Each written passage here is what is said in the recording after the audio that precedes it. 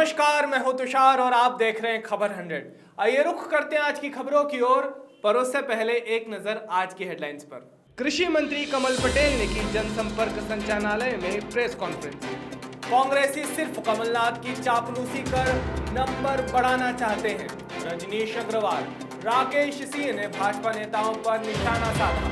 हत्या के आरोपियों को लेकर घूमती रही पुलिस। हाल ही में कृषि मंत्री कमल पटेल ने प्रेस कॉन्फ्रेंस की, जिसमें उन्होंने कहा कि लगातार हुई अतिवृष्टि और प्राकृतिक आपदा ने गरीबों और किसानों की कमर तोड़ दी है। ऐसे समय में शिवराज सरकार उनके साथ खड़ी हुई है।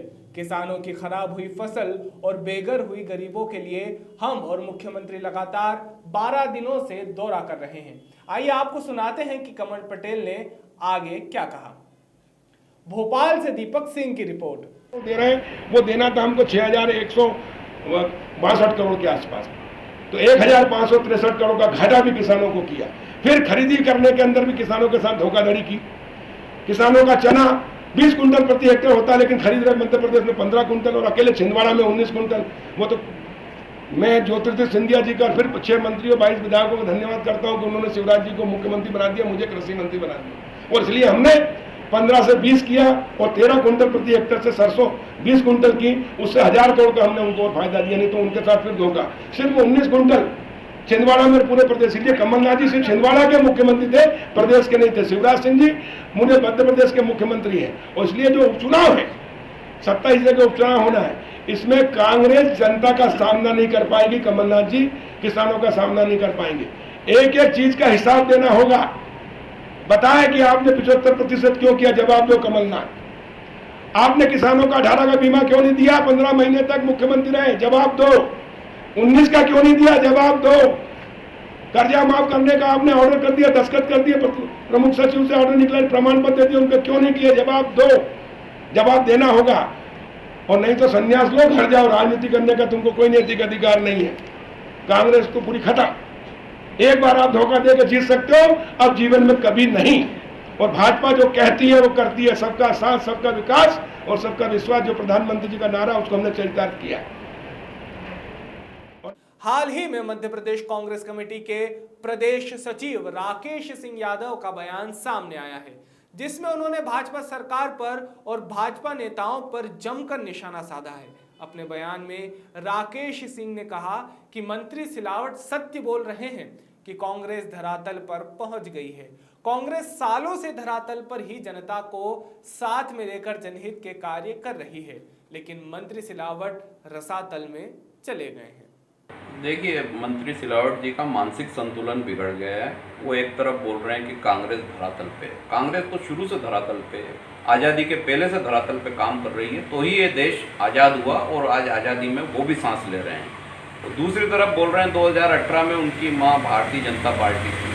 अब वहाँ की सांवेर की जनता ये तय करे कि 2018 में कौन उनकी मां थी। और ये पहली बार राजनीतिक इतिहास में देखने को मिला है कि अभी तक तो राजनीतिक लोग अपने बाप बदलते थे, ये पहली बार है कि सिंधिया और सिलावट ने अपनी मां बदल ली है। ये एक नया उदाहरण प्रस्तुत करा है। अब सांवेर की जनता इस बात का जवाब देगी कि इनकी असली मां 2018 में कौन थी और कौन धरातल पे है। और जो मंत्री सिलावट हैं वो धरातल पे नहीं, वो रसातल पे हैं। जो पृथ्वीलोक से नीचे 6 लोग होते हैं, उसमें 6वां लोक रसातल होता है, वहाँ पहुँच चुके हैं। इसका मतलब कि वो मटियामेट हो चुके हैं और चुनाव हारने की कगार पे हैं। ईज ऑफ बिजनेस डूइंग के रैंक में सुधार होने पर एक तरफ जहां भाजपा शिवराज सरकार के 15 सालों की इसे उपलब्धि बता रही है, तो वहीं दूसरी ओर कांग्रेस का कहना है कि 15 महीने की कमलनाथ की सरकार में काफी कुछ काम किया गया था, इसलिए रैंक सुधरी है। इस मामले में बीजेपी प्रवक्ता रजनीश अग्रवाल का कहना है कि मध्य प्रदेश का ईज ऑफ बिजनेस डूइंग के रैंक में सुधार भारतीय जनता पार्टी की शिवराज सरकार द्वारा लेबर रिफॉर्म समेत तमाम नीतियों में सुगमता लाने के कारण आया है। कांग्रेस के लोग तो सिर्फ झूठा क्रेडिट लेने का प्रयास कर रहे हैं। कांग्रेसी तो सिर्फ कमलनाथ की चापलूसी कर कर खुद के नंबर बढ़वाना चाहते हैं। Madhya Pradesh ease of business doing के मामले में लगातार प्रगति करने वाला राज्य भारतीय जनता पार्टी की शिवराज सरकार में रहा है। उठाकर देख लीजिए 15 साल का इतिहास। और अभी जो लेबर रिफॉर्म्स किए हैं, जो आत्मनिर्भर भारत के लिए आत्मनिर्भर मध्य प्रदेश बनाने की दृष्टि से नीतियों में परिवर्तन किए हैं, एमएसएमई और इंडस्ट्री के लिए राह आसान की है, जो तमाम इंडस्ट्री चाइनीज़ जो कंपनीज रही हैं, जो मल्टीनेशनल कंपनीज हैं चाइना में एस्टेब्लिश थी, वो भारत में स्थापित होने के लिए उनका मार्ग सुगम किया है। इसके कारण Madhya Pradesh business of doing में अपनी रैंक सुधार कर आगे बढ़ा है। और ये 15 सालों के इतिहास में भी देखेंगे तो वो दिखाई पड़ेगा। कांग्रेस की बुद्धि में समझ नहीं आएगी। जो पूर्व मंत्री महोदय बिजनेस ऑफ डूइंग के मामले में बात कर रहे हैं, उनके पैरामीटर्स भी उनको पता नहीं होंगे, ना इनके बारे में उनको जानकारी होगी। केवल कमलनाथ जी के बारे में डींगे हाँकना है तो डींगे हाँकने का काम इनके तमाम प्रकार के विधायकगण और पूर्व मंत्रीगण करते हैं, लेकिन इनको ना बिजनेस से मतलब है, ना बिजनेस के तमाम प्रकार के पैरामीटर्स से लेना।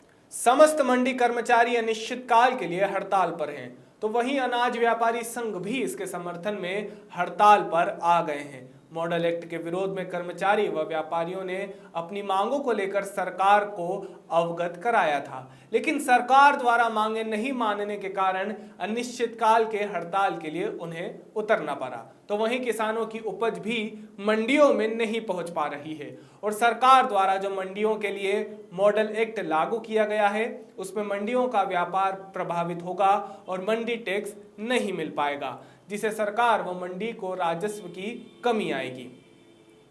महिदपुर से जुबेर खान की रिपोर्ट। एक ये जो लगातार 2 दिवस से हड़ताल चल रही है मंडी समितियों की, किन विषयों को लेकर हड़ताल की जा रही है? ये मॉडल एक्ट लागू हुआ है, जिसके कारण जो है व्यापार और प्रभावित हुआ है। सभी मॉडल एक्ट को लेकर ही जो है विरोध हो रहा है, हड़ताल की जा रही है। ये पूरे प्रदेश लेवल पर हड़ताल है, तो क्या मांगे हैं आपकी जिससे आप हड़ताल कर रहे हैं? हाँ, ये पूरे प्रदेश स्तर पर ही हड़ताल है। इसमें मुख्य रूप से क्या है, मॉडल एक्ट का विरोध कर रहे हैं। मांग क्या है? वेतन, जो कर्मचारी अधिकारियों को वेतन की जहाँ तक बात है, तो वेतन की दिक्कतें आ रही है और मुख्य रूप से यही है कि वेतन भत्तों की दिक्कत आ रही है, समस्या आ रही है। तो अनाज व्यापारी एसोसिएशन की तरफ से जो हड़ताल की जा रही है लगातार मॉडल एक्ट के विरोध में, किन विषयों को लेकर की जा रही है? एक तो जो मॉडल एक्ट नया जो बना है वह बिल्कुल सही नहीं है। मंडी के अंदर टैक्स लगाया गया है 1 रुपये 70 पैसे के हिसाब से, बाहर कोई टैक्स नहीं लगाया गया है, जिससे मंडी के अंदर माल आना बंद हो जाएगा। एवं कोई भी कानून बाहर खरीदने पर नहीं बनाया गया है। आने वाले समय में कोई भी व्यक्ति किसान का माल लेकर कब कहाँ फरार हो जाएगा, इसकी भी कोई सिक्योरिटी नहीं है। ऐसे में एक तो माल का सही मूल्य भी नहीं मिल पाएगा उनको, और न सही तोल हो पाएगा और न ही सही उनका पेमेंट हो पाएगा, और इस प्रकार ये व्यापारी स्पर्धा भी जो है समाप्त हो जाएगी। और ये जो कानून बना है, इसका व्यापारी वर्ग घोर विरोध करता है। तो ये हड़ताल कब तक जारी रहेगी? क्या कुछ मांगे सरकार कब मांगेगी? 3 दिवस के लिए हड़ताल रखी थी, आज तीसरा दिन है। शाम तक हम तय करेंगे ये आगे क्या करना है। मुखर्जी नगर के त्रिपाठी हत्याकांड के आरोपियों को पुलिस जब जिला चिकित्सालय में कोरोना टेस्ट के लिए लेकर पहुंची तो कोविड सेंटर पर ताला लगा हुआ था। लगभग 2 घंटे से ज्यादा का समय बीत जाने के बाद भी यहां पर कोई जिम्मेदार मौजूद नहीं था। जिम्मेदारों को जब मीडिया द्वारा फोन लगाया गया तो फोन तक रिसीव नहीं किया गया। लगभग 2 से 3 घंटे तक आरोपियों को लेकर पुलिस कोविड सेंटर के बाहर धूप में ताले खुलने का इंतजार करती रही। प्रिंस बैरागी की रिपोर्ट। अभी के लिए केवल इतना ही, लेकिन ताजा खबरों के लिए देखते रहिए खबर 100, जनता की बुलंद आवाज।